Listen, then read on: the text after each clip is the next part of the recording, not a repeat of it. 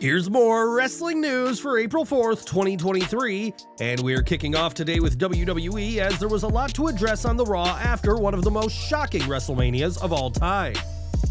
On Raw, Cody Rhodes confronted Roman Reigns and demanded a rematch, but the American Nightmare was denied that request. Instead, the main event of Raw was booked to be Reigns and Solo Sikoa against Rhodes and a mystery opponent, which turned out to be none other than Brock Lesnar. Given that Lesnar hasn't wrestled a match on Raw in over 2 decades, this was a huge twist, but that match never got underway. Instead, Lesnar assaulted Cody before the main event could begin, and the undisputed WWE Universal Champion was left visibly confused by what was happening. Lesnar's assault on Rhodes lasted over 7 minutes, and reasserted Brock as a monster heel after a lengthy stint by the Beast as a fun-loving, albeit dangerous, babyface. It is an exciting direction for Rhodes, and while many believe WWE missed their shot at WrestleMania, expect Cody to be back in the ring with Reigns, possibly at SummerSlam, but he'll have to deal with Lesnar first. Lesnar's vicious attack was a shocking ending to Raw, but Rhodes was able to prove his toughness after the show went off the air. As fans recorded on their phones at the arena, Rhodes refused to get on a stretcher and left on his own feet before suddenly collapsing on the stage. The American Nightmare got back to his feet seconds later and was able to leave, stood tall to the cheers of the crowd. But the past 48 hours have not gone as Cody Rhodes had hoped. So why did Lesnar attack Rhodes, and what does that mean for the careers of both men going forward? Well, one possible answer is that Lesnar had done everything to do as a babyface, and that his character was lacking direction.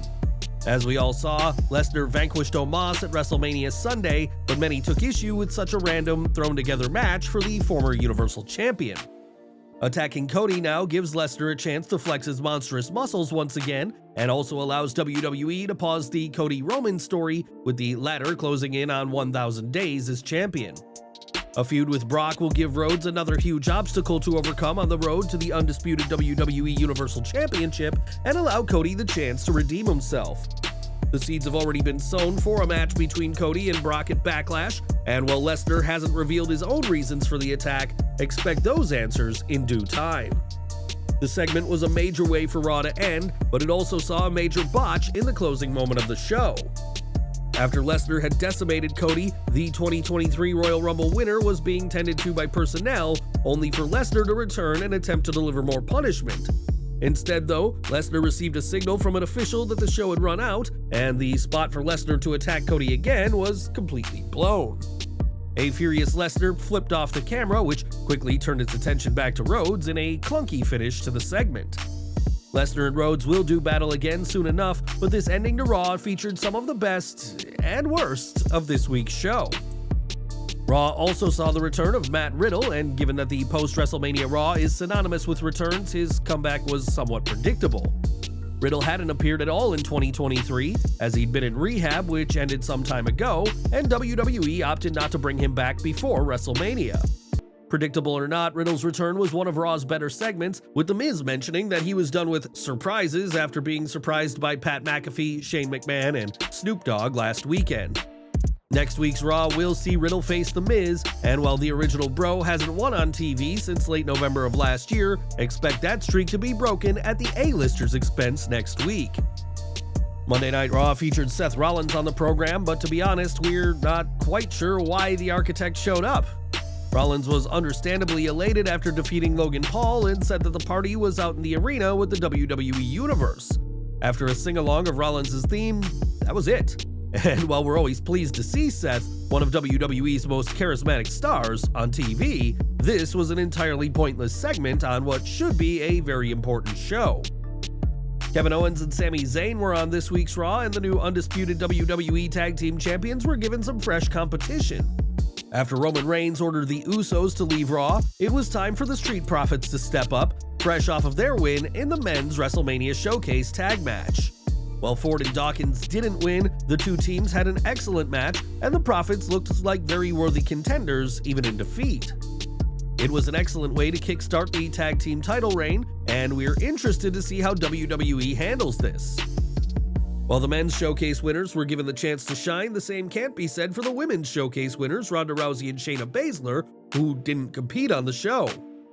Instead, Liv Morgan and Raquel Rodriguez defeated Damage Control's Io Sky and Dakota Kai on Raw to earn a tag team title shot against champions Becky Lynch and Lita, making the match at WrestleMania seemingly pointless. It was also odd that there was no mention made of Bayley during the tag match, and fans can't help but wonder what exactly is going on. At WrestleMania, Bad Bunny prevented Dominic Mysterio from using a chain against his father, Ray, and the Grammy Award winner was also present on this week's Raw.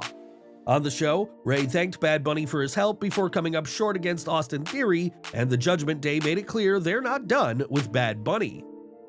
When Bunny was confronted by Dominic, the singer struck first, and Damian Priest responded by sending the Puerto Rican star through a table. Corey Graves later revealed on the show that Bad Bunny suffered a separated shoulder and apologized to his fans, and it is clear that a match is in the works. We already know that Bad Bunny will be the host of Backlash next month in Puerto Rico, and with this storyline injury, expect a tag match pitting Ray and Bunny against Dom and Priest on May 6th. On WrestleMania Saturday, Pat McAfee made his surprise return to WWE, despite both he and Nick Khan saying in separate interviews that the NFL punter wouldn't be around. Understandably, fans were surprised to see McAfee on the Showcase of the Immortals, and Pat worked hard to keep his appearance under wraps. On his Pat McAfee show, Pat said that virtually nobody knew he was going to be there, and not even Michael Cole knew that his old broadcast partner would be around. Pat recalled hiding on his tour bus when he saw Cole walk past and nearly blew his cover before thinking better of it. Speaking about The Miz, who McAfee defeated, the NFL punter said that while Miz did know before he appeared, it was very close to when his music hit. McAfee remains popular with WWE fans despite his departure last October to focus on ESPN's College Game Day, and hopefully it won't be long until we see him back on WWE TV, no matter who owns the company. As we all know, a lot is happening backstage in WWE right now, and though plenty of changes are expected in the coming months, two superstars won't be around to see them. In NXT, Rip Fowler, aka Zach Gibson, and Jagger Reid, aka James Drake, have been part of Joe Gacy's Schism faction, but their time with the Gold brand and WWE as a whole has ended. After reports that the pair had requested the releases, Dave Meltzer confirmed that they have been granted, but there's no word on why the pair have asked to leave WWE. In NXT UK and their early days in NXT, the pair were known as the Grizzled Young Veterans and hold the distinction of being the first NXT UK Tag Team Champions. The last time Schism appeared at an NXT event was at the pre-show of NXT Stand and Deliver, where they lost an 8-person tag match to Chase U and Tyler Bate. Had Schism won, they would have gained control over Chase U, but that didn't happen, and now Joe Gacy's faction has lost 2 of its members. We've got some sad news to report now, as WWE Hall of Famer Bushwhacker Butch has died at the age of 78. The news was broken by Jackie, the daughter of Butch's longtime tag team partner Luke, and while there's no word on the cause of death, we know that he was hospitalized in LA over WrestleMania week. After breaking into the business as the Sheepherders in the 70s, Butch and Luke joined the WWF in the late 80s as the Bushwhackers and would be inducted into the WWE Hall of Fame in 2015. On Twitter, fans expressed their condolences and also expressed their displeasure that WWE did not acknowledge Butch's passing during last night's edition of Raw. On WWE.com, the promotion gave a touching article about Butch's career and life, and we'd like to offer our condolences to his friends, family, and those who knew him at this sad time. Last Friday, the Great Muta was inducted into the WWE Hall of Fame, and it was fitting that he was inducted by another all-time great, Ric Flair. The Nature Boy had plenty to say about Muta, whose legendary career only ended a few weeks back, but one comment by Flair has left WWE very unhappy.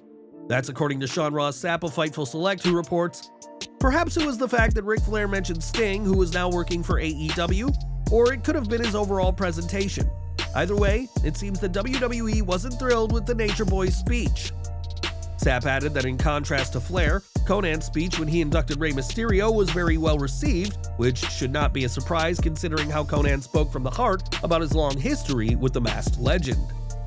Ric Flair has had an interesting relationship with WWE in recent years, at one point even threatening legal action over WWE using the term "the man" to describe Becky Lynch, and it's clear that his speech at the Hall of Fame has done Flair no favors with the promotion. More from WrestleMania, as the decision for Roman Reigns to defeat Cody Rhodes hasn't gone down well, but we may know which fan was the most angry about the finish of Sunday's show. In a clip that went viral online, one fan was enraged by the decision and could be seen hitting his seat in the arena, but this fan will have no choice but to acknowledge the head of the table as champion. With WWE set to be under new management, there's lots of questions about WWE right now, but one thing we do know is that Vince McMahon won't be on TV. In the interview with CNBC, McMahon was asked about whether the villainous Mr. McMahon character will be back in the ring, and Vince flat out said that it wouldn't happen, stating that Mr. McMahon is dead. Ari Emanuel added that the decision to retire the Mr. McMahon character was purely Vince's call, and that he did not force McMahon to retire his on-screen persona as part of their deal. From being a humble referee to a commentator to the evil heel who made life hell for the likes of Stone Cold, DX, John Cena, and others, Vince McMahon is synonymous with WWE TV, but his days of being on camera are officially over. It's been 1 year and 2 days since Cody Rhodes made his return to WWE, and since then, AEW has seen more than its fair share of problems. In 2022, Tony Khan's promotion saw several injuries to top stars, wrestlers expressing unhappiness with their position, and of course the All Out fiasco, leaving fans wondering that some may jump ship to WWE as well. Speaking to Ariel Helwani of BT Sport, Rhodes was asked if any AEW talent have reached out to him about joining WWE, and Cody said that no one has asked for advice about how to get there. Instead, the majority of messages from AEW talent to Cody boil down to either congratulating him on his WWE success or asking for his advice on everything from matches to promos. While AEW talent haven't reached out, it has been reported that WWE has their eye on some AEW stars, with Kenny Omega, Wardlow, and AEW champion MJF on Triple H's radar. Whether any of these all-elite talent join WWE, only time will tell, but if anyone in AEW hopes to become a superstar, they're not telling the American nightmare. At WrestleMania, the Demon Finn Balor waged a war with Edge, and at one point in the match, the bout had to be stopped due to a serious injury. Inside Hell in a Cell, Balor suffered a cut on his head that resulted in quite a lot of blood loss by WWE standards when Edge threw a ladder at Finn and busted him open the hard way. On Twitter, Balor shared an image of the wound on his head and stated in the caption that it was just a flesh wound.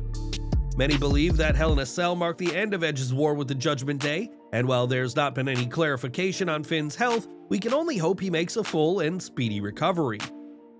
It's been 7 months since Miro last appeared in AEW, and in that time, there's been a lot of questions as to what exactly is going on with the Bulgarian. Now some have speculated that Miro's future may not be with AEW at all, but rather ROH, as he was at last weekend's SuperCard of Honor event. Miro is not injured or suspended, but is just not being used by Tony Khan in AEW, and do you think he will have better luck in ROH? Sound off in the comments. At NXT Stand and Deliver, Braun Breaker's reign as NXT champion ended, and many predicted that also marked the end of his run in the Gold brand. It was reported last year that WWE had plans to fast-track Breaker to the main roster, which made it so surprising that Braun didn't appear on the Raw after WrestleMania 39. On social media, some have speculated that the decision for Breaker to not be called up on Raw is down to his father Rick Steiner, who was banned from WrestleCon after a transphobic rant at Giselle Shaw over the weekend. WWE is no doubt fully aware of the incident with Steiner, who has appeared for NXT in the past, and expected that Breaker's debut would have been overshadowed on social media by fans referencing his father. Giselle Shaw had done nothing to provoke the transphobic rant by Steiner, who hasn't publicly commented on the matter, but we'll have to see when Breaker arrives on the main roster.